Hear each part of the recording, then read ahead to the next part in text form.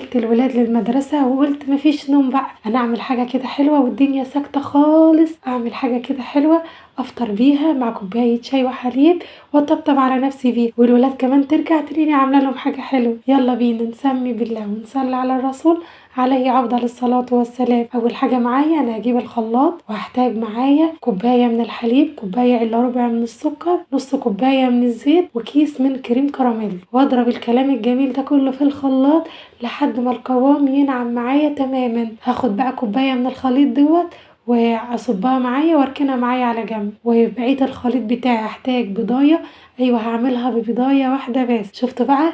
وهعمل ايه؟ كيكة اقتصادية جدا وجميلة جدا، ويحتاج معايا رشة من الفانيليا، واضرب الكلام ده كله في الخلاط لحد ما القوام ينعم معايا خالص. هجيب معايا بقى كوباية من الدقيق وعليهم معلقة كبيرة من بيكنج باودر واقلبهم كده، وبعد كده انزل بالخليط بتاعي واقلبه واحطه معايا في اي صينيه تكون مدهونه زيت، اي صينيه عندك انت عايزه تعملي فيها، واحط معايا الخليط واسويه وادخلها الفرن في ثواني بتكون طالعه جميله وشايفين حلوه جدا وريحتها خطيره.